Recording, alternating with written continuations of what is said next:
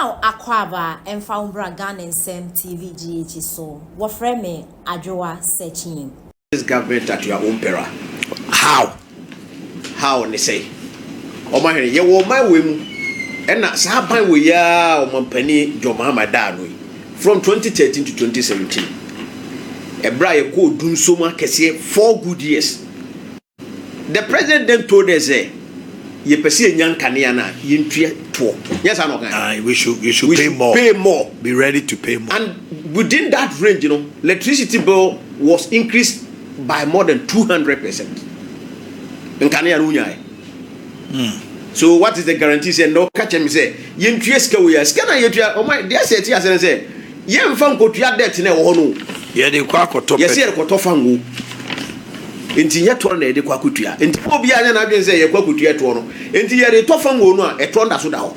E ka na e da ho, e da so ho. Okay. And government when your government ya me trust ne say me di misika man say ye de kwa koto e fango agu machine ma ye nya nkane a me meja tum say ye benya sankane ano enti ye no de me mfa nko hokra se esi etua o man ne me fi se esi etua o man de governance is a continuous enti se wo ya ade na se MPP afiri akonwa so a me fi se ye na wo kan ene me bi ho ye ya me metie me ankasa maban ne me bi ho mo ye na me ni aban no nya adwen bet enu nti ene o mo ato aba yi afiri akonwa so ene de wo aba ye de jawa ye de asoa na nsema honorable ka say ayi debt Akufo-Addo beto ye wanye ho hwe wanye. It is never true. Akufo-Addo anye ho hwe a even the interest alone on 2.5 billion for 8 years should have accrued. Who fees and that's why 2.5 billion. Okay. It's never true. Okay.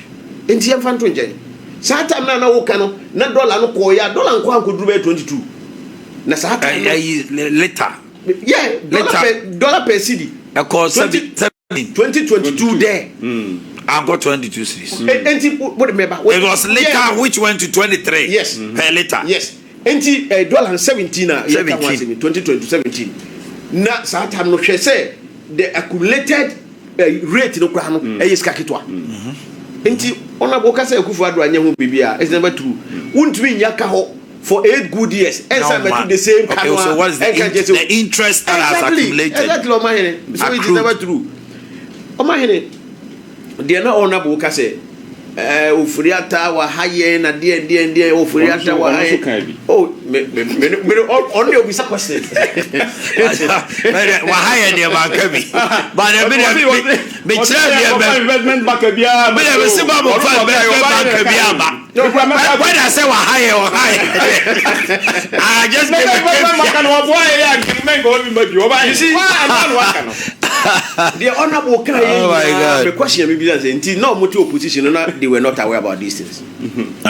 John Jinapo then e ka kire yen say yentumi o say o man say the mawa na say we leader nya fe na we complaining. You resolve the issues. Yes. Now even the inefficiencies now all can say and no na boy can about 40% ye electricity ye generating ye distributing the car hono answer ye nwie kura no now waste 40%. Waste 40%. Doesn't make sense. And he told us he was going to use 100 days to fix the inefficiencies. So what has changed? On you by 100 days na wa twam no na onyi sa inefficiencies no fi no mama ya so nwe na driver for ho ntomo. He can do it. That's why he told us that he will do it. Honorable Ato Force in Kache and say Ghanaians cannot pay the inefficiencies of ECG with tariffs. What has changed? And this is nipa kro ye mo trust mo kan nema we nyina opposition. Na omahene media ya na oma we da bia meka na e me say ye woni pa bi wo oman mu a na me di buo ni ayi mo kasa bi nim so mo authority o mo atwiri mu dore de until now we are more to me na me hu say obi anya obi a I'm telling you obi anya obi ebi ni attorney general one the deputy same sign John Jinapo Tadio sorry mo me the way man na me si me hu san krofo we mu no Sam George de oyeye hwe okuje to abra kwa de oyeye otui fa ne pen ne Facebook o se ma close the whole embassy ni country what close Ghana down e wo US without consulting anybody. What kind of governance is this? But he came to say that the president supports the agenda. What he did. President in support to. And even American, on to American just oh boy, okay, and correct. President support is a far. Facebook go to U.S. embassy. An officer president who knew my oh just ask them can know yet. I am trying to dear. And you know more the pressure. I dare you him a be. I'm a moody. And you my head make 1 minute snap. You go. I cannot honorable canoe. I see it here. And I see it here. The other now. Not at this level. At what level? Me say. Yes, what was it? Okay, to 1 city, no visa swana. Emra be a gallon so.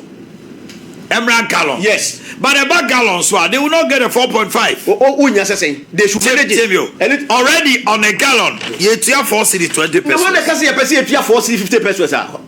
Me say we are not prepared. Already we are paying 4 city 20 pesos, 20 pesos on a gallon. Yes.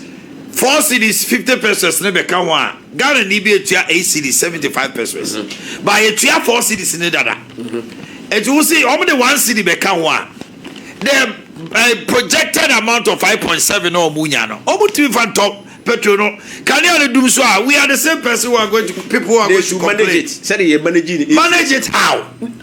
You any part of what him say IPPC or Musin say take up in the Kagawa. What him say PP are by we renegotiated with these IPPs. Almost just here mobility to over so. So why can't you do the same thing? Almost ye MPP fund there and nam say na ye ne IPPs no ye no mo ye free nti ye no mo kasa no mo atiase e no mo just kan ho sa mo no mo kasa mo no mo kasa. All right, I don't see that. What say Levy Ebra eba no. Ofuriata said on our DNT or shall say 2%. And about 1.5. Or Mukano Mobia, this if we frustrate because 1.5. And no, yeah, no, the bar 1. You see, about 1. What did you do? No, about 1. They should tell us how 1 city no must see in piano. Is it going to be forever or for 1 year or 2 years? They should tell us. They should give us guidelines. There is no timeline for it. Exactly. It is a one timeline, sir. You better cost wait here. Your friend said, Tema oil refinery recovery levy. Yes, she to any new oil require your friends and refinery. Is that what is going to happen to this one Ghana city? That's a question, Sax. You're not my round champion here. Yes, I interim measure. I can't say you make one to be true. And when you say the pay, what else my men can make? And over there, yeah, I am confident with me. If I need it, when you're Janidin, Ejin so jedi papa o so jedi money when you jani dey we where dey be ebe bonitin aye bi ekura no amana kakaka na ya watu am plan ah aye ya ka say national cathedral so o me kata so me say ebi mo kura say e say ya dey na yi na gracia ene ya dey wo ne wo mampani na nado ye dey ni para say ka no nyi bi o say gracia te wo dey mfanto say bi obi na e kana semo right na o ma hene wo see